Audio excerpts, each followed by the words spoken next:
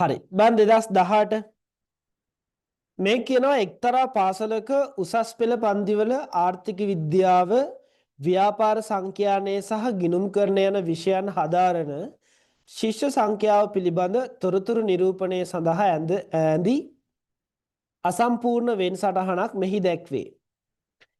මෙම පාසලේ ව්‍යාපාර සංඛ්‍යානය හදාරන සෑම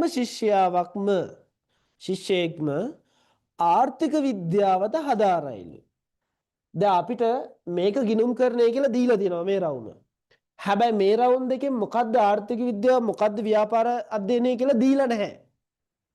අන්න ඒක හොයාගන්න අපිට මෙහෙම දීලා තියෙනවා මේ ව්‍යාපාර සංඛ්‍යානය හදාරන සෑම ශිෂ්‍යයෙක්ම ආර්ථික විද්‍යාවද හදාරන. එහෙනම් එළියෙන් ඉන්න ඕනේ කවුද? ආර්ථික විද්‍යාව ඉන්න ඕනේ. ව්‍යාපාර තමයි ඇතුලේ තියෙන්න ඕනේ. මොකද ව්‍යාපාර සංඛ්‍යානය හදාරන හැම එක්කෙනාම ආර්ථික විද්‍යාවත් හදාරන ඕනේ. නේ? එහෙනම් මේ ඇතුලේ ඉන්නේ කවුද? ව්‍යාපාර සංඛ්‍යානය. ව්‍යාපාර සංඛ්‍යානය. එහෙනම් එළියේ ඉන්නේ ආර්ථික විද්‍යාව. ආර්ථික විද්‍යාව. හරිනේ? හරි. අහනවා ඉස්ලාම දී ඇති වෙන් සටහන උත්තර පත්‍රයේ ඉදිරිපත් කරගෙන අනිකුත් විෂයන් දෙක හදාන ශිෂ්‍ය කුලක සුදුසු පරිදි නම් කරන්න. හරි නම් කරා. දැන් කියනවා පහත තොරතුරු වෙන් සටහනේ ඇතුළත් කරන්නලු. හරි. දැන් දත්ත ටික ඇතුළත් කරගෙන යමු. කියනවා ශිෂ්‍ය 45 දෙනෙක් ගිණුම්කරණය හදාරයිලු. ඒ කියන්නේ දැන් කියන්නේ ගිණුම්කරණයේ පමණක් එහෙම එකක් නෙවෙයි කියන්නේ. කියන්නේ ශිෂ්‍ය 45 දෙනෙක් ගිණුම්කරණය හදාරනවා. එහෙනම් මේ 45 එන්න ඕනේ මෙන්න මේ සම්පූර්ණ රවුමේ වටිනාකමට. ඒ කියන්නේ මේ ගිණුම්කරණය කියන රවුමේ ඔක්කොම එකතු තමයි 45. හරිනේ? දැන් කියනවා ශිෂ්‍ය 30 දෙනෙක් ව්‍යාපාර සංඛ්‍යානය හදාරයි. එහෙනම් මෙන්න මේ මුළු රවුම එකතු තමයි 30ක් වෙන්න ඕනේ. මොකද එයාලා කියන්නේ ව්‍යාපාර සංඛ්‍යානය පමණක් කියලා. ව්‍යාපාර සංඛ්‍යානය. ඒතර මේ දෙකේම එකතු 30යි. ඊට පස්සේ කියනවා ශිෂ්‍යයෝ 18 දෙනෙක් මෙම විෂයන් තුන අතුරෙන් ආර්ථික විද්‍යාව පමණක්. ආර්ථික විද්‍යාව පමණක් කියන්නේ මෙන්න මේකනේ. කීයක්ද? 18ක් හදාරනවා. ඇයි ආර්ථික විද්‍යාව පමණක්? ඒතර ආර්ථික විද්‍යාව රවුමට විතරයි ඇති වෙන්න ඕන. තේරුණාද? ඕනනම් මම මේ කොටස් ටික වෙන වෙන වශයෙන් කියන්නම්. මේ එළියේ ඉන්න එකකටවත් අයිති නෑ. මේ ආර්ථික විද්‍යාව රවුමට විතරයි අයිති. මේක ආර්ථික විද්‍යාවටත් අයිති ව්‍යාපාරයටත් අයිති. දෙකටම අයිතිනේ. මෙන්න මේක. මේක මේ ව්‍යාපාරටත් අයිති ආර්ථික විද්‍යාවටත් අයිති ගිණුම්කරණයටත් අයිති. මේක. ඒ කියන්නේ තුනටම අයිති. මේක සුදු රවුමටයි කොළ රවුමටයි විතරයි අයිති. ඒ කියන්නේ ගිණුම්කරණයටයි ආර්ථික විද්‍යාවටයි. හැබැයි මේ ව්‍යාපාර සංඛ්‍යාවට මේ කොටස අයිතිද? නැහැ. මේක ගිණුම්කරණයට පමණක්. ඒ කියන්නේ අපි ඕක සිංහලෙන් තේරුම් ගන්න ඕනේ. තේරෙනවද? ඕක සිංහලෙන් තේරෙනවා නම් ගොඩ. හරි. දැන් කියනවා රෝම ඉලක්කම් 2. මේක මාක් කරනකොට ඔයාලට හම් වෙනවා ලකුණු 3ක්. ලකුණු 3ක් හම් වෙනවා රෝම ඉලක්ක 1ට. දත්ත ටික දානකොට. හරිනේ? හරි. රෝම ඉලක්කම් 2. මෙම විෂයන් තුන අතුරෙන් දෙකක් පමණක් හදාරන ශිෂ්‍යයන් නිරූපණය කරන පෙදෙස් අඳුරු කර දක්වන්න. දෙකක් පමණක්. එතකොට තුනක් වෙන්න බෑ. තේරෙනවද? දෙකක් පමණක්. ඒතර විෂයන් දෙකයි. කියන සිංහල තේරෙන්න ඕනේ. විෂයන් දෙකයි. හරි විෂයන් දෙකක් කෝ? මේක ආර්ථික විද්‍යාව පමණයි. එක විෂය. මේක අන්න කොළ රවුමට අයිති නෑ, කහ රවුමටයි සුදු රවුමටයි. ඒ කියන්නේ ආර්ථික විද්‍යාව ව්‍යාපාරය. එහෙනම් මේකයි තියෙනවානේ. අඳුරු කර දක්වන්නලු. හරි. මේක බෑ තුනක් අයිතිනේ. අහන්න දෙකක් පමණක්. ඒ කියන්නේ මේක කහ රවුමට අයිති නෑ, සුදු රවුමටයි කොළ රවුමටයි. කියන්නේ ගිණුම්කරණයටයි ආර්ථික විද්‍යාවට අයනවා විෂයන් දෙකක්නේ. මේක බෑ ගිණුම්කරණය පමණක්. හරිනේ? පාඩ කරා නම් හරි. පාඩ කරනකොට හම්බ වෙනවා ලකුණු දෙකක්. ලකුණු දෙකක් හම්බ වෙනවා. ලකුණු දාගන්න ලකුණු දෙකයි.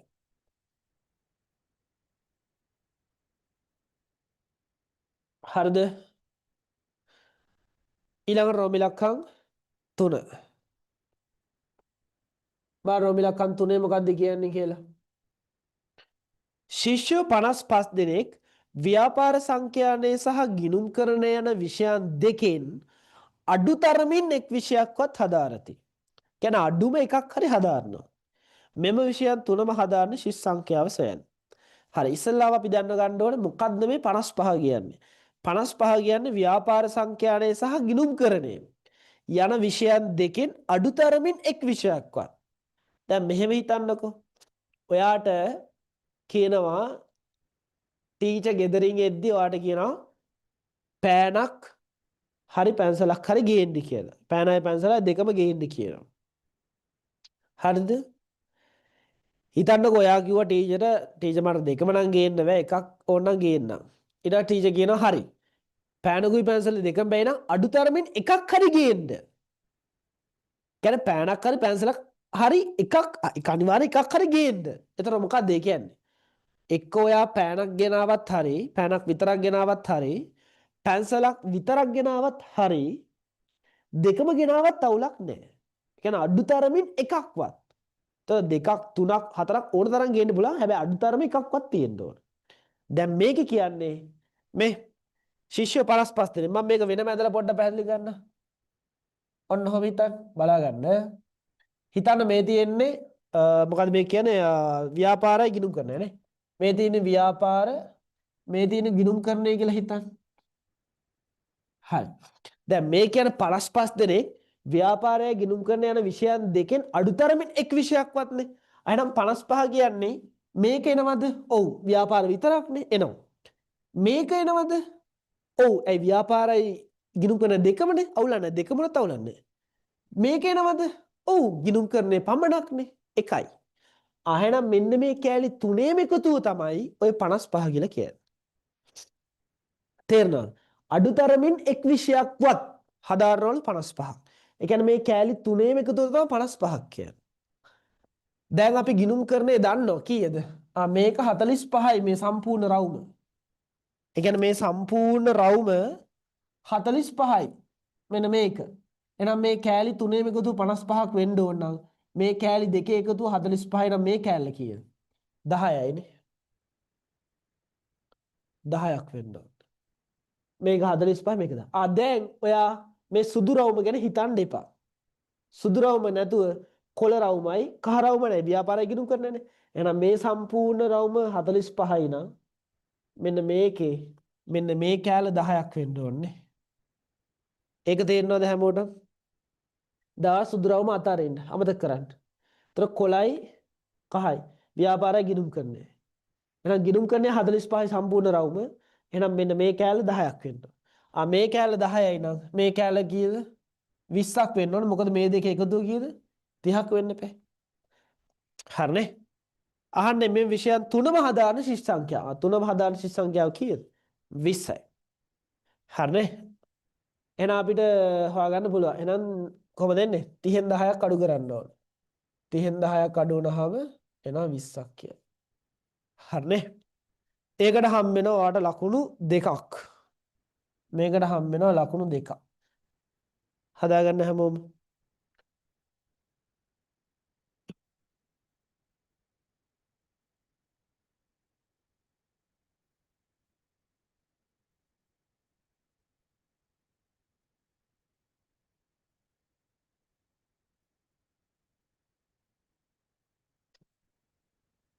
හරිද ළමයි?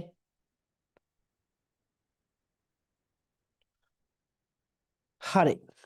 අවසාන එක රෝම ඉලක්ක 4. බලන්න මොකද්ද රෝම ඉලක්ක 4 කියන්නේ කියලා. හරි. රෝම ඉලක්ක 4 කියනවා මෙම විෂයන් තුන අතුරෙන් ගිණුම්කරණයේ පමණක් හදාරන ශිෂ්‍ය සංඛ්‍යාව අය කියන්නේ මෙන්න මේ කෑල්ල. ගිණුම්කරණයේ පමණක් හදාරන ශිෂ්‍ය සංඛ්‍යාව කමාවක් තියෙනවා නවත්තන්න. ගිණුම්කරණයේ හැර ගිණුම්කරණයේ හැර ඒ කියන්නේ මේ කොළ පාට රවුම නැතුව ගිණුම්කරණයේ හැර ව්‍යාපාර සංඛ්‍යානය හදාරන ශිෂ්‍ය සංඛ්‍යාවෙන් දෙගුණයන්. අය කියන්නේ මේ ගිණුම්කරණයේ හැර කිව්වම මේ ගිණුම්කරන රවුම අතාරින්න. ඒක නෑ. හැබැයි ව්‍යාපාර 10යිනේ. මේ කොළ රවුම ඉන්නේ නැහැ මේ කැලේ ඉන්නේ නැහැ එතකොට 10යි. ඒක වගේ දෙගුණයක්. එහෙනම් මේ කීයක් වෙන්න ඕනද? 20ක් වෙන්න ඕන. ඒක වගේ දෙගුණයක්ලු. දෙගුණයක් නම් ආර්ථික විද්‍යාව හදාන්න ශිෂ්‍ය සංඛ්‍යාව. හරි. අහන්නේ ආර්ථික විද්‍යාව. ඒ කියන්නේ ආර්ථික විද්‍යාව මෙන්න මේ සම්පූර්ණ රවුම් වටිනාකම අහන්නේ. එහෙනම් මේ සම්පූර්ණ රවුම් වටිනාකම හොයාගන්න නම් අපි මේ කෑලි හතරම හොයාගන්න වෙනවානේ මේක අස්සේ තියෙන. 1යි 2යි 3යි 4යි. එහෙනම් මේ කෑල්ල අපි දන්නේ නැහැ නේ. ඉතින් හොයාගන්න පුළුවන් නේ. මේ කෑල්ල 20යි මේ කෑල්ල 20යි 40යි. එහෙනම් මේ කෑල්ල මොකද වෙන්න ඕනේ? 5ක් වෙන්න ඕනේ. ඒ ඔක්කොම එකතු 45යිනේ. එහෙනම් 20යි 20 40යි මේ කෑල්ල 5යි. දැන් ආර්ථික විද්‍යාව නම් මේ සෙට් එක මොකද කරන්න ඕනේ? එකතු කරා නම් හරි. එහෙනම් හරි. ඉස්සලාම මේ පහ හොයා ගන්න මොකද කරන්න ඕනේ? 45න් අඩු කරන්න ඕනේ 40ක්. එතනින් එනවා 5යි. මෙන්න මේ කෑල්ල. ඊට පස්සේ ආර්ථික විද්‍යාව සම්පූර්ණ රවුම හොයාගන්න මොකද කරන්නේ? 18යි 10යි 20යි 5යි. ඔන්න ඔය කෑලි හතරම එකතු කරා නම් හරි. කීයද එන්නේ එකතු කරාම? 10 28යි 38ද 53 නේ. 53ක් උත්තර එනවද? 53. ඒ කියන්නේ මේ සම්පූර්ණ ආර්ථික විද්‍යාව රවුමේ වටිනාකම 53. හරිනේ. ඒකට ඔයාලට හම්බ වෙනවා ලකුණු 3ක්. ලකුණු 3ක් හම්බ වෙනවා. හරිනේ. අඳිනවා ලකුණු 3යි ඊට පස්සේ පාඩ කරනවා ලකුණු 2යි 5යි මෙතන 2යි 7යි 7යි 3යි 10යි. හරිනේ. හරි. ලකුණු ගන්න දාන්න බලන්න ළමයි. ලේසි නේද? අපිට 2019 ගාන කරා 2020 ගානත් කරානේ. හරි. ඊළඟට දෙන්නේ 21 ගාන 21 22 23. තව ගණන් 4යි තියෙන්නේ. හදාගන්න ඉක්මන.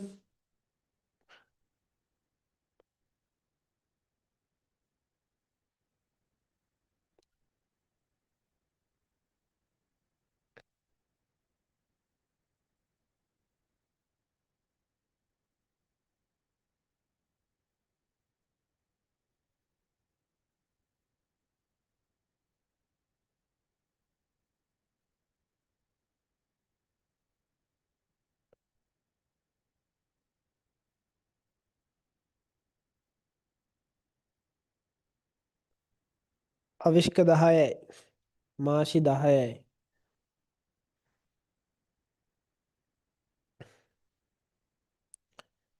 විහිඟ නිම්සර 10යි. very good.